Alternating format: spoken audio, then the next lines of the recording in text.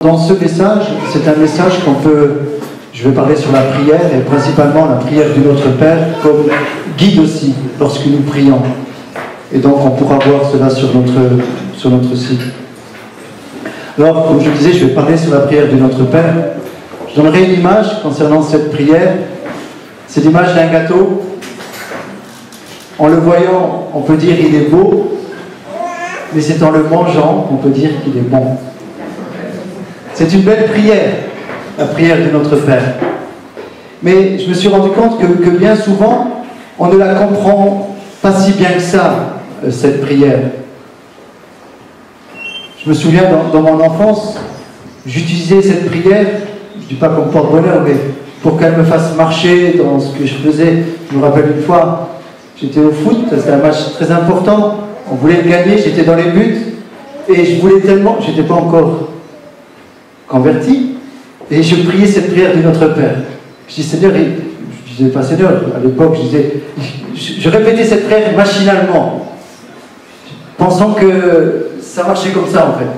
Je priais Notre Père sans même réaliser ce que je disais. Je disais par cœur, mais pas avec mon cœur, mais par cœur. Et à un moment, je me suis rendu compte qu'on a perdu le match.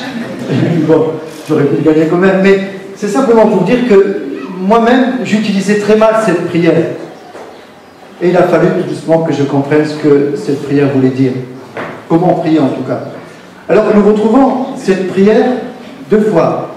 Nous la retrouvons dans l'évangile de Luc, au chapitre 10, où là, c'est un des disciples qui va demander à Jésus « Enseigne-nous à prier, comme Jean a enseigné à ses disciples. » Donc, c'est un disciple déjà qui demande à Jésus « Apprends-nous à prier ». Et ce qui est important de savoir, c'est que juste avant, je dis cela pour préparer ce que je vais dire après, le contexte avant, c'est dans Luc 11, pardon. Et dans Luc 10, il y a cette histoire avec Marthe et Marie. Je remets cela dans le contexte pour mieux comprendre. C'est Marthe et Marie. Jésus est reçu chez Marthe, et Marthe s'agite pour préparer la maison. Vous savez, quand on reçoit quelqu'un, pour qu'il soit propre, on nettoie, mais ce qui est normal. Hein. Et donc Marthe a dit, Jésus va venir chez moi, je vais tout préparer, tout doit être nickel et tout. Elle commence à faire à manger et tout. Bon. Et Marie, sa sœur, est au pied de Jésus. Et Marthe, à un moment, elle est fatiguée, ça se comprend, surtout quand il y en a qui bossent, il y en a qui regardent, ils sont ailleurs. Des fois, on réagit mal. Et là, Marthe va dire à Jésus, mais regarde, ma sœur, elle est là, moi je bosse quelque part et c'est pas normal. Jésus dit quelque chose. Et Jésus va dire à Marthe, Marthe, tu t'inquiètes et tu t'agites pour beaucoup de choses. Une seule chose est nécessaire. Marie a choisi la bonne part. Elle est à mes pieds. Donc, Jésus est en train de dire que l'important, c'est d'être à ses pieds. Et c'est ensuite que ça commence, le disciple qui va dire « Enseignez-nous à prier ». Donc, Jésus va dire « Voilà comment vous priez, l'importance de la prière ».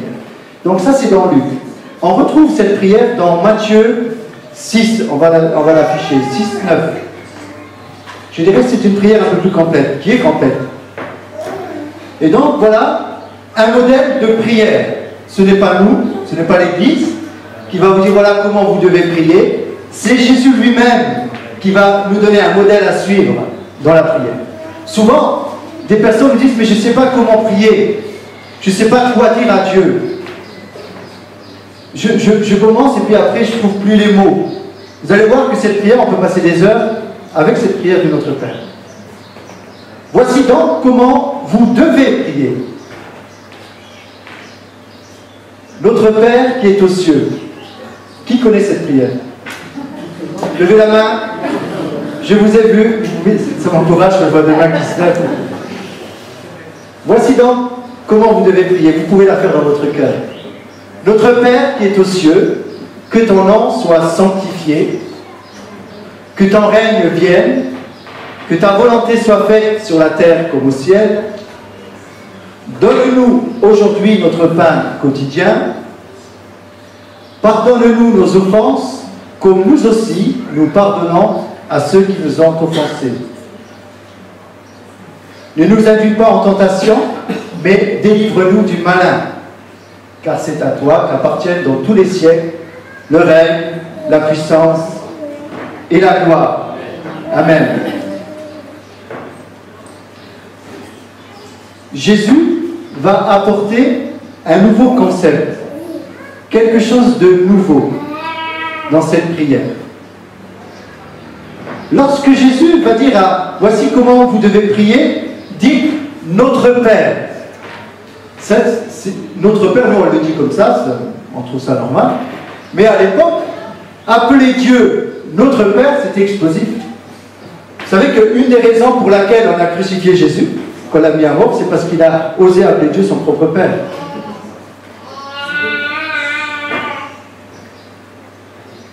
Alors, on va décortiquer un petit peu cette prière.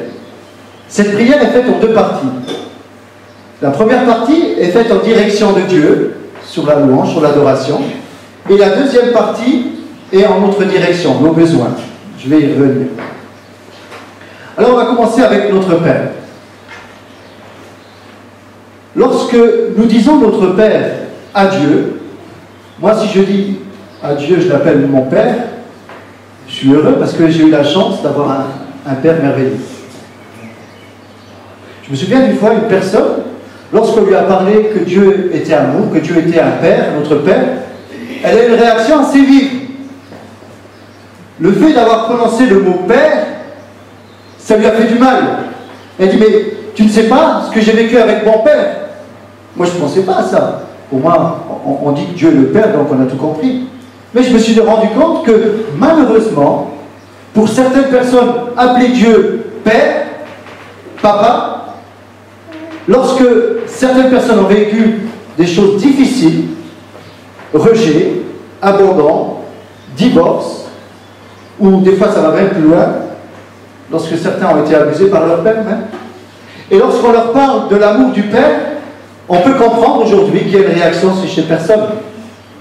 Et malheureusement, ces personnes vont grandir avec cette crainte. Ils vont avoir du mal à faire confiance au prochain, à l'autre, et à Dieu, qui devient leur Père. Parce qu'au niveau de l'autorité, quelque part, ils ont été blessés. Mais Jésus veut dire, voilà, maintenant, vous allez appeler ce Dieu Père. Vous allez rentrer dans une intimité. Vous allez rentrer dans une intimité. Vous allez découvrir que Dieu est amour. Il y a une nouvelle dimension de l'amour du Père. Dieu a toujours été amour, mais une chose importante de comprendre, c'est que dans l'Ancienne Alliance, avant que Jésus vienne, d'ailleurs, il est toujours appelé l'Éternel, Yahvé a été, je l'ai noté, Yahvé 6499 fois dans l'Ancien Testament. Yahvé, c'est le nom de Dieu.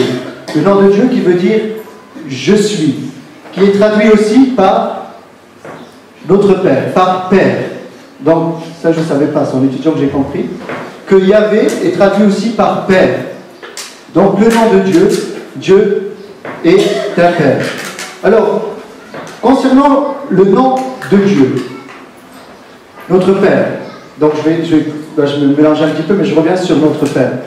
Je disais que bien souvent, on a du mal à appeler Dieu son Père lorsque nous avons eu des difficultés.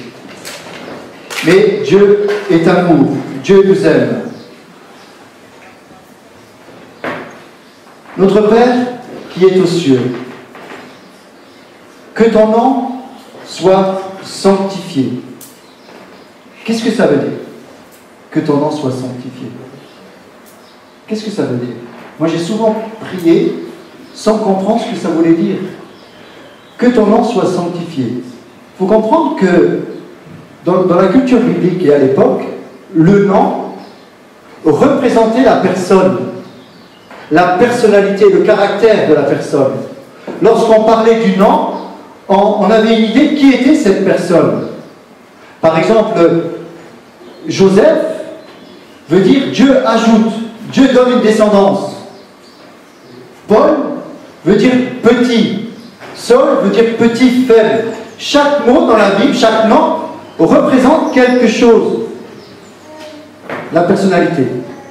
Et donc, lorsque nous voulons connaître le nom de Dieu, nous allons connaître qui est Dieu. Alors, quel est le nom de Dieu? Dieu a un nom. On retrouve le nom de Dieu. Et ce matin, en donnant la signification du nom de Dieu, ça nous permet de connaître qui il est et ce qu'il peut faire, parce qu'il est. Que ton nom soit sanctifié. Que ton nom soit sanctifié. Alors, le nom de Dieu, j'en ai trouvé, il y en a plusieurs dans la Bible, mais les 7, Yahvé, Jiré, c'est les 7 noms de Dieu. Il y en a d'autres, mais ces 7 noms-là qui ressortent principalement, nous décrivent qui est Dieu et ce que Dieu peut faire avec ce nom. Yahvé Jiré. Yahvé Jiré veut dire l'Éternel pourvoira. Donc, quand je commence cette prière du Notre Père, je dis, tu es mon Père. Un père, il veut le bien pour ses enfants. Et je commence en disant, que ton nom soit sanctifié, soit reconnu dans ma vie. Que ton nom soit vécu dans ma vie. Que ton nom soit reconnu. Que ton nom soit honoré en tant que tel. Je veux vivre ce que tu es. Et en disant, Yahvé Jiré, l'Éternel qui pourvoit, je me retrouve là devant Dieu en disant, tu es celui qui pourvoit. J'ai besoin que tu pourvoies dans ma vie. Parce que tu es celui qui pourvoit, tu peux pourvoir dans mes besoins de ma vie. Il y a tel besoin dans ma vie. J'ai besoin d'un travail, par exemple. J'ai besoin de telle bénédiction. J'ai besoin de telle chose. Parce que je sais que tu es celui qui pourvoit, alors je sais que tu vas pourvoir dans ma vie. Et là, la prière du Notre Père commence à prendre une autre tournure. Je dis, elle devient plus personnelle. Yahvé Rapha. Je suis l'Éternel qui te guérit. Donc cela veut dire que notre Dieu guérit encore aujourd'hui. C'est sa nature. C'est ce qu'il est. Ce qui veut dire qu'il y a une possibilité pour la guérison de nos vies. Parce qu'il est celui qui guérit, il va pouvoir nous guérir, comme dit la Bible, de toutes nos maladies. Je reviendrai là-dessus. Yahvé Nissi, l'Éternel, ma bannière. Nous avons l'Éternel comme ce drapeau de victoire. Nous sommes victorieux avec notre Dieu. C'est lui qui combat pour nous. C'est l'Éternel des armées. Notre Dieu est tout puissant. Et c'est lui qui va combattre pour nous. Et lorsque nous sommes dans le combat, nous pouvons dire, je combats avec toi parce que tu es ma bannière, tu es ma victoire. Amen. Et là, notre combat devient sans combat. Nos difficultés deviennent ses difficultés. Yahvé Shalom. Tu es l'Éternel, le Dieu de paix. Tu es le Dieu de paix. Mais Seigneur, tu vois ce que je vis? Je suis inquiet. J'ai tellement de difficultés dans ma vie. Je ne sais plus c'est quoi la paix. Je suis agité par ce problème, parce que je vis. Elle est où la paix dans ce monde? Je suis agité. Mais je sais que tu es le Dieu de paix. Parce que tu es le Dieu de paix, j'ai besoin de ta paix. Je sais que tu vas me donner ta paix. Et là on prie, Seigneur, donne-moi ta paix. Jésus, lorsqu'il voyait ses disciples agités, il leur disait que la paix de Dieu soit sur vous. Il est la paix, il communique ce qu'il est. Et ce matin, nous avons tous besoin de paix. Et il est celui qui veut nous la donner. Mais disons-lui que ton nom soit sanctifié dans ma vie. Que ton nom soit sanctifié, que ta paix, je puisse la vivre parce que c'est ce que tu es. Yahvé Raha, l'Éternel est mon berger. L'Éternel est mon berger. Cela veut dire beaucoup. Un berger qui nous conduit, mais nous avons besoin d'être dociles. comme ses brebis, comme ses moutons. Le berger veut le bien pour ses brebis. Mais ce n'est pas les brebis qui conduisent le berger. Moi, j'ai jamais vu ça en tout cas. C'est le berger qui conduit les brebis. Pourquoi je dis ça? Parce que des fois, sans s'en rendre compte, on amène Dieu dans nos prières en lui demandant d'aller là où nous on veut, pensant que c'est lui la brebis et le berger. Parce que des fois, et ça m'est arrivé, on a une pensée, on veut qu'elle se réalise, mais ce n'est pas forcément la pensée de Dieu. Et là, on prie, et il faut que Dieu dise Amen. Ça vous est déjà arrivé? On dit Dieu, tu ne peux pas faire autrement que répondre. On ne va pas lui dire comme ça. Mais des fois, soyons honnêtes, on peut faire des prières, parce que la Bible dit de prier selon la volonté de Dieu. Mais bien souvent, ça nous arrive, on est tellement pris par ce qu'on pense, parce qu'on croit, on est tellement convaincu des fois, on prie Seigneur, je donne un exemple, je veux cette femme. Elle ressemble à, je ne sais pas à qui, je ne connais pas trop. Elle est très belle, elle est comme ça, je vois que par elle. Seigneur, tu ne peux pas faire autrement. Et là, on va commencer à prier, à prier, à prier, à prier. Seigneur, lorsque je l'ai vue, oh, Seigneur, je ne peux pas vivre sans elle. Et là, on va commencer à prier. Et là, plus on prie, plus on est excité dans notre cœur. Et après, on se rend compte qu'elle est déjà fiancée. Mais Seigneur, pourquoi tu ne l'as pas donnée? Parce qu'elle te parle pour toi. Mais souvent, je plaisante un petit peu avec cet exemple, mais des fois nous prions pour un travail, par exemple, je le veux à tout prix, il n'est pas fait pour toi. Mais tu insistes parce qu'il te convient.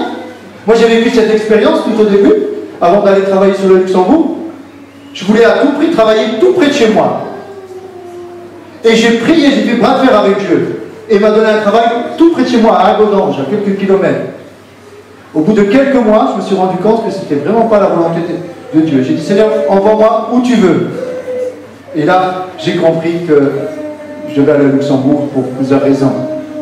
Mais j'ai dit, Seigneur, par rapport à mon propre confort, j'ai dit, mais Seigneur, c'est tout près de chez moi. Je ne veux pas aller dans les bouchons. Qui aime les bouchons? Moi, je n'aime pas les bouchons. Mais c'était la volonté de Dieu.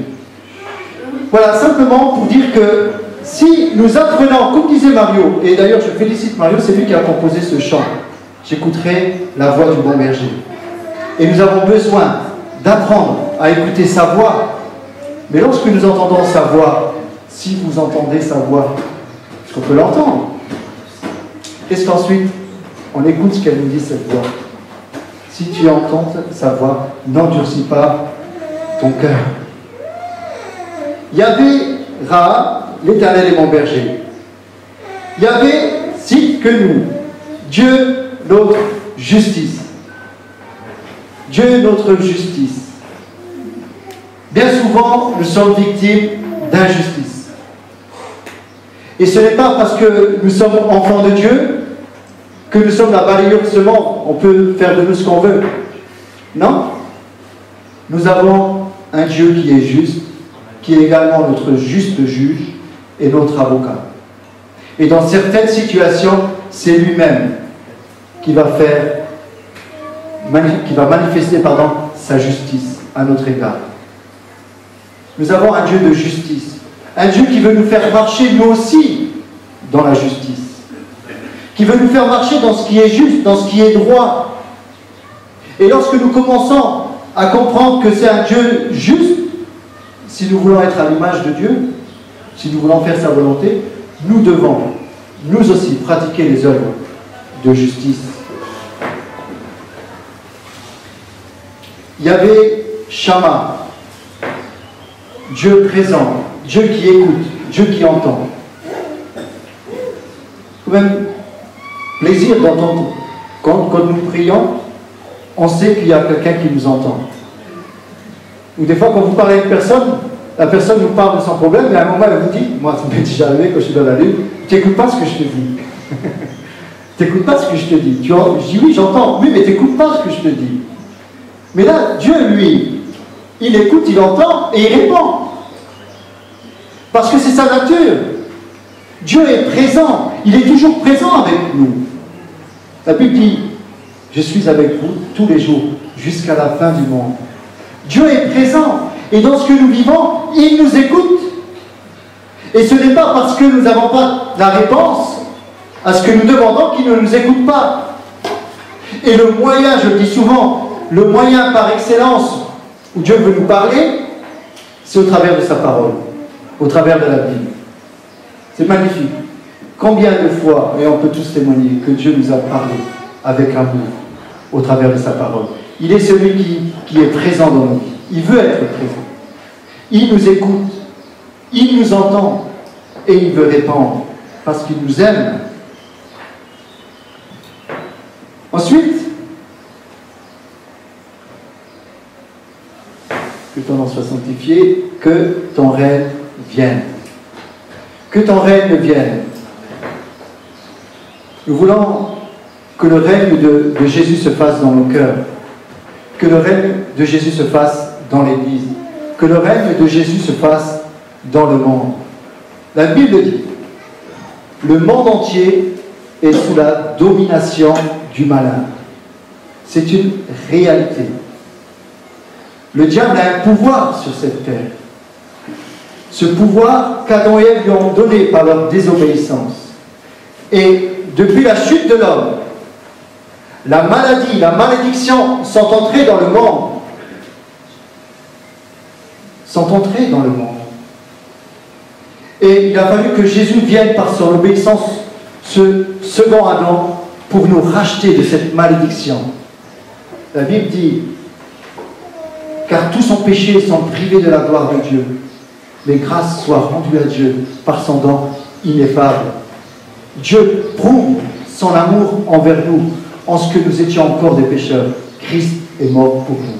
Christ est mort pour le pardon de nos péchés, pour nous arracher de cette puissance de Satan. Le diable existe.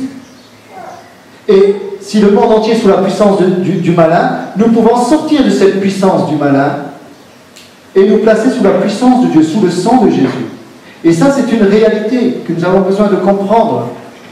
Je me permets de le dire, parce que souvent, il y en a qui nous posent la question, oui, mais alors, si vous croyez en Dieu, vous nous dites de prier, mais pourquoi il y a tant de maladies, pourquoi il y a tant de guerres dans ce monde?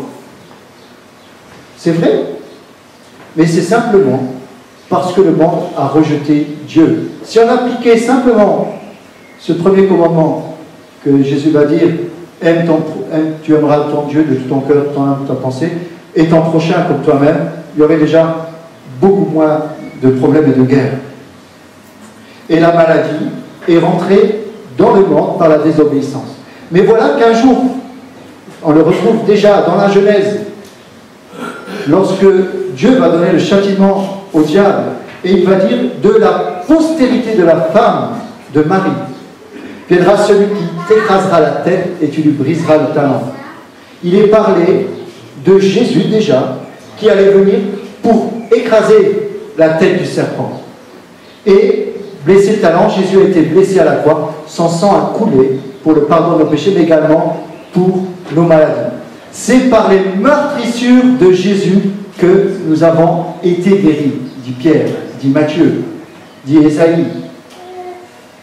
C'est important de comprendre qu'il y a une réalité, le monde entier est sous la puissance du malin, mais lorsque nous acceptons Jésus, nous sortons de cette puissance-là pour nous mettre sous la puissance d'un autre royaume, le royaume de Dieu. C'est une réalité.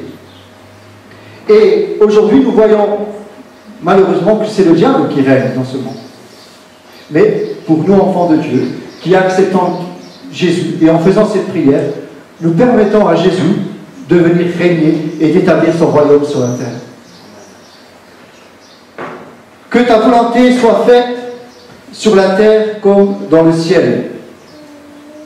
Que ta volonté, quelle est la volonté de Dieu? La volonté de Dieu, nous dit la Bible, elle est bonne, parfaite. La volonté de Dieu, c'est que tous les hommes soient sauvés et parviennent à la connaissance de Jésus-Christ, du salut.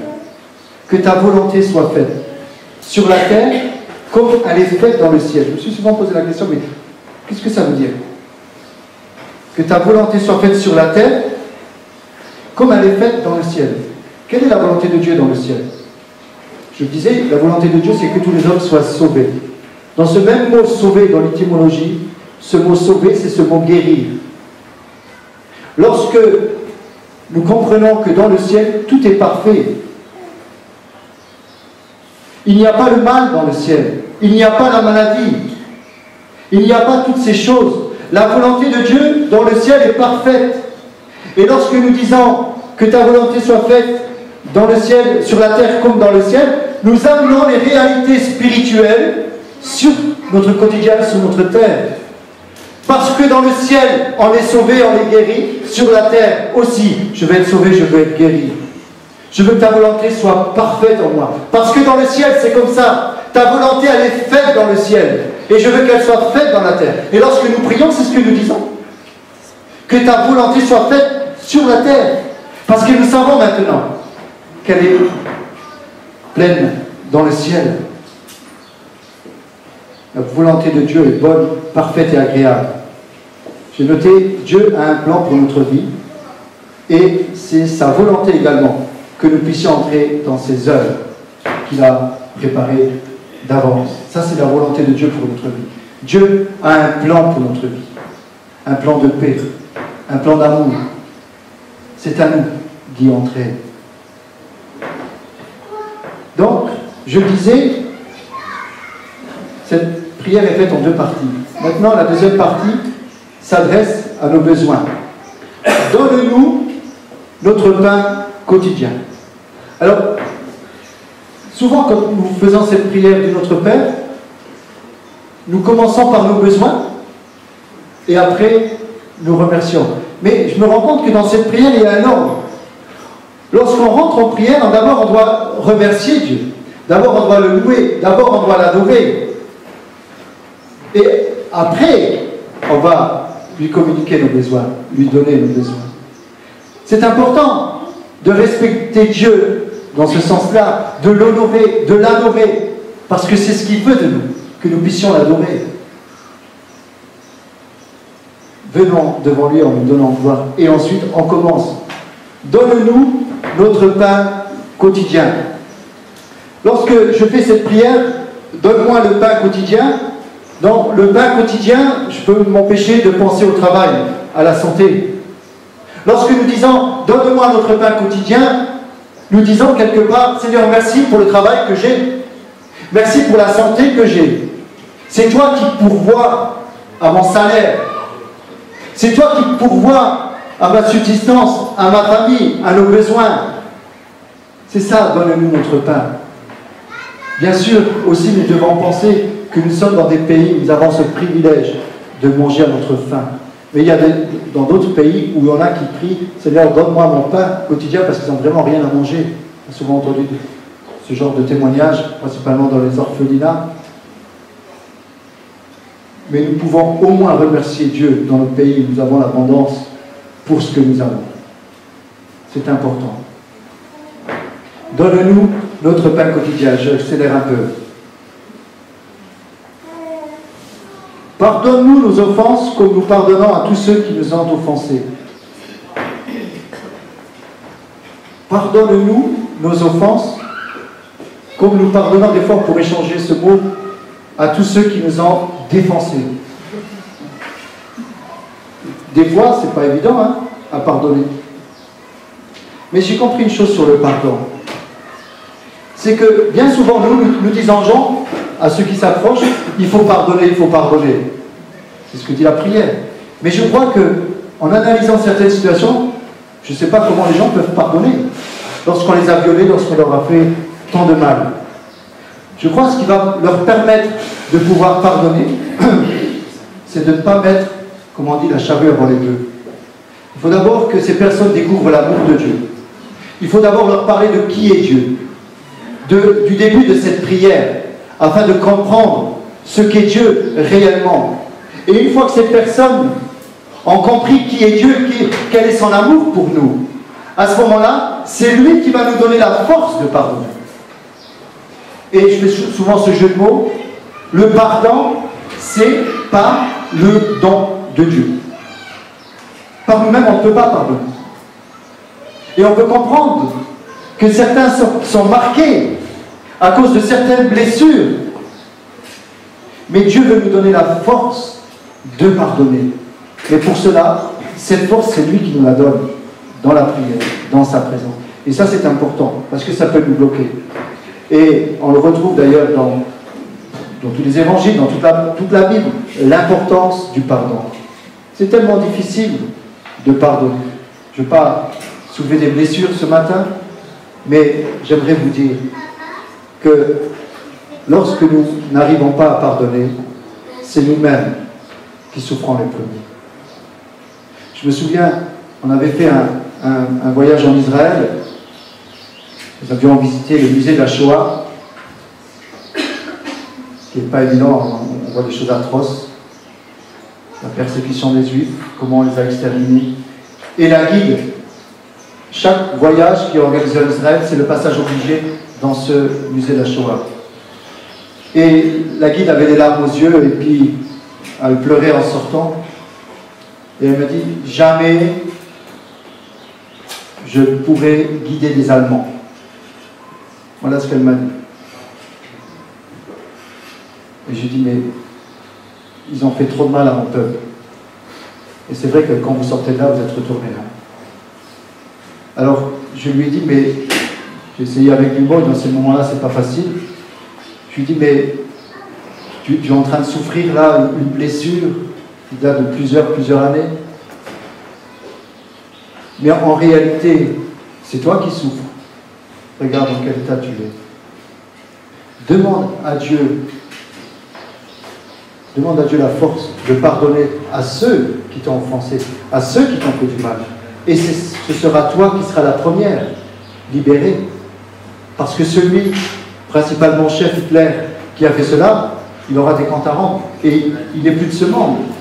Donc tu continues à souffrir pour une situation, en réalité, c'est toi qui es pénalisé. Mais par contre, si Dieu te donne la force et tu lui demandes de pardonner, tu pourras vivre plus légère. Donc, lorsque nous sommes, et ce n'est pas toujours évident d'avoir des conflits, moi j'aime pas les conflits, mais lorsque nous avons de la rancune, de l'amertume, c'est nous qui sommes pénalisés. Et ça va même plus loin des fois. Ça crée des choses en nous mauvaises, même des maladies, on parle des maladies psychosomatiques. Et je crois qu'un des remèdes, c'est le pardon pour plusieurs maladies. Parce que plusieurs personnes ressassent le mal qu'on leur a fait. Et je comprends que ça fait mal des fois. Mais un moment, si nous voulons guérir, Dieu nous dit, voilà, maintenant, je veux te libérer de ce que tu vis. Mais c'est moi qui vais te donner la force. Alors, je vous encourage, pour tous ceux qui passent par des moments difficiles au niveau du pardon, ceux qui ont traversé tellement de difficultés à cause de cela, vous savez, c'est tellement facile de dire du haut de la chair, il faut pardonner. Tellement facile de dire ça. Mais j'aimerais vous dire que Dieu, notre Père, est celui qui nous donne la force de pardonner. Et devant certaines situations, nous reconnaissons que nous sommes incapables de pardonner. Mais c'est lui qui va nous donner la force. Mais il faut, le plus difficile dans le pardon, c'est d'arriver à cette volonté de dire « je veux pardonner ». Simplement ça. Et ensuite, Dieu va nous aider à faire le reste. Je me permets d'insister sur ce point parce qu'il est important. Dieu dit, si tu veux que je te pardonne, moi, toi aussi, il faut pardonner. Et il y a beaucoup d'histoires dans la Bible, on parle aussi avec Simon de cela. Pardonnez-nous nos offenses, comme nous pardonnons aussi à ceux qui nous ont offensés. Ne nous laisse pas consumer par la tentation. Ne nous laisse pas entrer dans la tentation, mais délivre-nous du malin. Il y a une réalité. Pourquoi Jésus enseigne ses disciples à prier dans ce sens? Parce que la tentation est là devant nous. Qui n'est pas tenté aujourd'hui? J'ai l'impression que ça accélère au niveau de la tentation. Tellement de facilité de tomber dans le péché. Et nous avons besoin, avec sa grâce, de prier pour que Dieu nous donne la force lorsque nous sommes tentés de résister, de dire non à la tentation. Non à Internet. Non à ces choses mauvaises. Non à ce péché caché. Seigneur, mais j'arrive pas. Disons-lui. Seigneur, tu vois, mes pulsions, je n'arrive pas à faire autrement. Je sais que c'est pas bien. Et souvent, ils sont dans la culpabilité. Parce qu'ils sont prisonniers à l'intérieur d'eux-mêmes. Et bien souvent, c'est le diable qui les amène dans des pièges. Et les personnes, bien souvent, n'arrivent pas à s'en sortir. Elles ne savent pas comment s'en sortir de ce piège. Au départ, elles ne voulaient pas faire ces choses, mais c'est les pulsions ou autre chose, ou ce qu'ils ont vu, qui les a amenés à tomber, à pécher. J'aimerais vous dire ce matin que Dieu ne vous culpabilise pas, quel que soit le péché que vous avez fait. Dieu ne culpabilise pas. Dieu est amour. Dieu pardonne. Celui qui accuse, c'est le diable, l'accusateur de nos frères. Mais voilà, Dieu n'aime pas le péché, mais il aime le pécheur. Et lorsqu'il voit ses enfants, parce que nous sommes tous ses enfants, dans la difficulté, dans l'épreuve, dans le tourment, Dieu lui jette une corde pour dire, allez, sors de là. Ça vient de là, la miséricorde. C'est une corde qui nous tire de la misère. C'est la miséricorde de Dieu. Je répéterai après, vous écouterez l'enregistrement. Dieu est miséricordieux. Il nous a envoyé Jésus-Christ pour nous arracher du péché, de la tentation. Garde-nous, Seigneur, dans la tentation. Lorsque, à la télé, il y a de mauvais programmes, que je ne me nourrisse pas de ce que je vois. Lorsque je suis sur Internet et qu'il y a des comment on appelle ça encore? Des quoi? Attention, hein. Lorsqu'il y a des fenêtres intempestives. J'ai appris des choses là. Mais c'est vrai. Moi, des fois, je suis sur la Bible, je regarde les choses sur Internet, et paf, il y a un truc qui est vraiment désagréable. Pour d'autres, c'est agréable. Pour moi, c'est désagréable parce que ça me saoule. Wow. Bon, je ne vais pas donner des exemples, mais c'est simplement pour dire qu'aujourd'hui, la tentation est facile. C'est tellement facile, la séduction. C'est tellement facile. Mais Dieu veut nous préserver, veut nous garder. C'est pour cela que nous avons besoin de son aide et son appui. Faisons cette prière, Seigneur, garde-moi dans la tentation. Je ne veux pas trébucher, je ne veux pas tomber.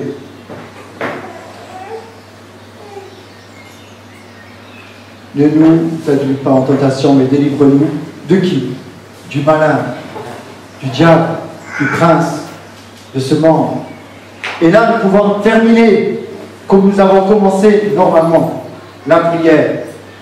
Car c'est à toi qu'appartiennent, dans tous les siècles, c'est à lui qu'appartient la gloire, le règne, la puissance. C'est à Dieu que revient la gloire. Et même lorsque Dieu nous exile, nous exauce à nos prières, ce n'est pas parce que nous sommes des gens bons,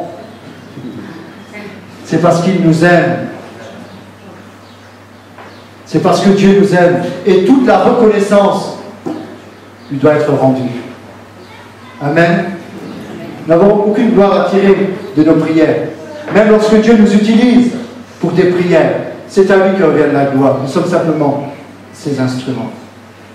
Oui, que sa volonté de Dieu qui est bonne soit faite dans nos vies. Et là, nous pouvons avoir une ligne directrice dans notre prière. Et ensuite, nous allons commencer à lire la parole de Dieu et à prendre les promesses. Et que ces promesses qui sont pour nous, nous puissions les vivre pour nous. Je vais en donner deux, très rapidement, avant de terminer. Une que j'aime beaucoup, qui nous dit « Ne vous inquiétez de rien ». Facile à dire, hein, quand on a de gros problèmes. Mais, en toute chose, faites connaître vos besoins à Dieu par des prières et des supplications avec des actions de grâce. Et la paix de Dieu, qui surpasse toute intelligence, gardera vos cœurs et vos pensées en Jésus-Christ. Philippiens 4, 6. Je répète cette promesse. C'est un antidépresseur qui ne fait pas de mal, mais qui nous fait du bien. C'est un antidépresseur. Si tous les matins, vous lisez la parole de Dieu et ses promesses, vous allez voir que lorsqu'arrivent les mauvaises nouvelles, vous êtes armés pour faire face. Voilà ce qu'il nous dit. Ne vous inquiétez de rien. Il va même donner l'exemple des oiseaux. Regardez les oiseaux du ciel. c'est votre Père Céleste qui les nourrit. Il ne moissonne pas, mais pourtant, c'est Dieu qui les nourrit. Regardez les lys des champs. Dieu veut nous dire que regardez la nature. Regardez, c'est Dieu qui pourvoit à cette belle nature. Et Dieu veut pourvoir également dans notre vie. S'il le fait aux oiseaux, imaginez-vous pour nous qui avons du grand prix à ses yeux, qui avons un grand prix, le prix de son Fils. Parce que Dieu nous a tellement aimés.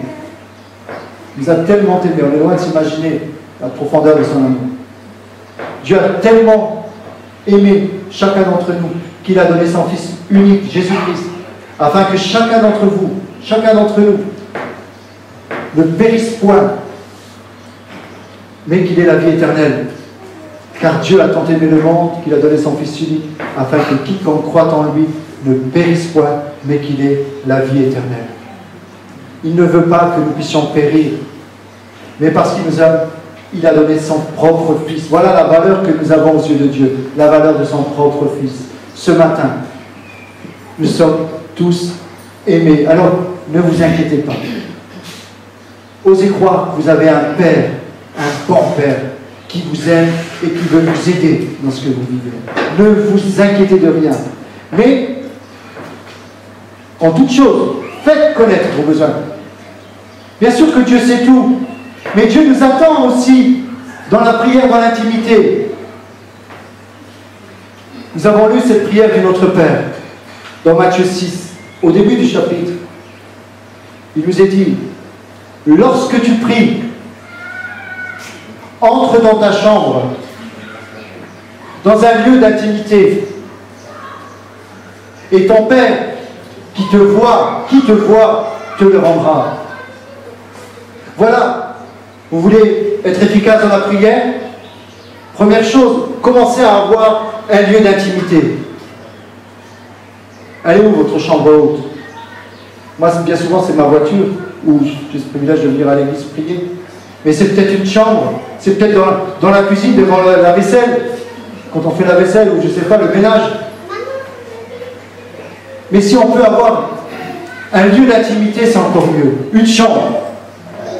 Lorsque tu pries, entre dans ta chambre et ferme la porte. Il y a plusieurs portes à fermer lorsque nous rentrons dans la prière. Ça vous est déjà arrivé peut-être? On commence à prier et il n'y a plus notre besoin devant les yeux. On n'arrive pas à prier autre chose, il y a ça en gros plan, il n'y a que ça qui compte. Dieu veut dire maintenant, tu vas fermer la porte dans tes pensées. Tu vas fermer la porte à tout ce qui est extérieur. Tu vas fermer la porte à tous tes problèmes. Laisse-moi agir. Dieu veut agir, mais est-ce qu'on lui laisse agir? Bien souvent, nous demandons à Dieu la réponse ou la solution. Il n'a même pas encore eu le temps, des fois, de répondre, que nous, on a déjà trouvé la solution et on la met en place. Et des fois, ça nous coûte cher. Ça nous coûte cher. Important de connaître la volonté de Dieu lorsqu'on s'engage dans différents domaines. Croyez-moi, Dieu est ce berger qui veut nous guider, veut nous préserver de beaucoup de problèmes. Mais aujourd'hui, ni Dieu ni maître. Chacun suit sa propre voie. Et lorsqu'on est en plein dans le mur, même bien fracassé, on se dit, mais si Dieu existait, je ne serais pas là. Ben Dieu est en train de te dire, mais reviens à la case départ. Tu ne vois pas qu'il y avait un sens interdit là? Si tu veux prendre un sens interdit, c'est un risque qui est terrible. Mais des fois, tu peux être frappé de pleine face.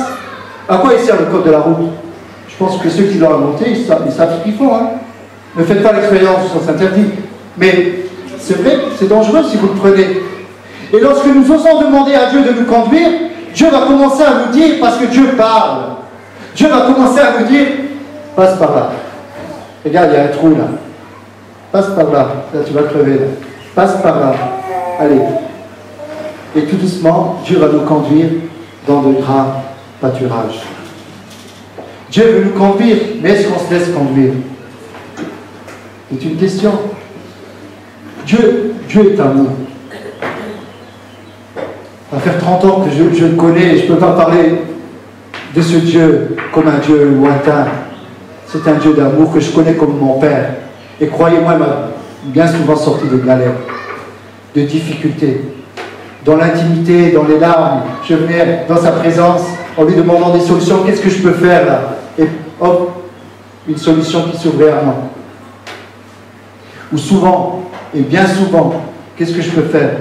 Et c'est en lisant la parole de Dieu, en tombant sur les proverbes, sur les psaumes, sur des conseils de Dieu, que je comprenais que c'est l'autre voie que je devais choisir. Bien souvent, il faut arrêter d'incriminer Dieu.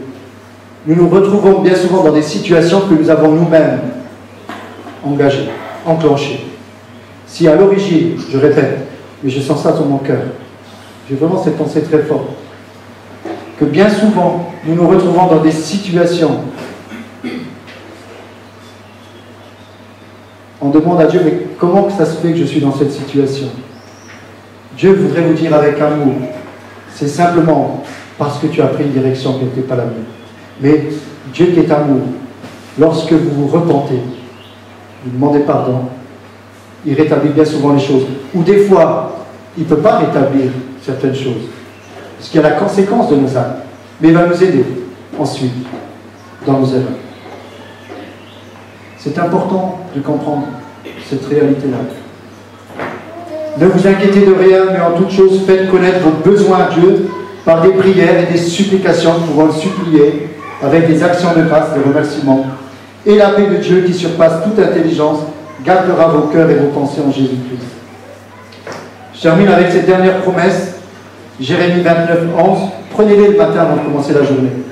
Moi, je vous encourage une chose, c'est avant de commencer la journée, de prier et de lire la parole de Dieu. Ne serait-ce quelques minutes. Pas à la fin de la journée, parce que là, on aura trop accumulé les difficultés. Mais prenons un peu de temps. Vous allez voir que vous serez plus fort pour affronter. Voilà ce que Dieu nous dit, parce qu'il nous aime. Car je connais les projets que j'ai formés sur vous, dit l'Éternel. Projets de paix et non de malheur, afin de vous donner un avenir et de l'espérance. Vous m'invoquerez et vous partirez. Vous me prierez et je vous exaucerai. Vous me chercherez et vous me trouverez. Si vous me cherchez de tout votre cœur.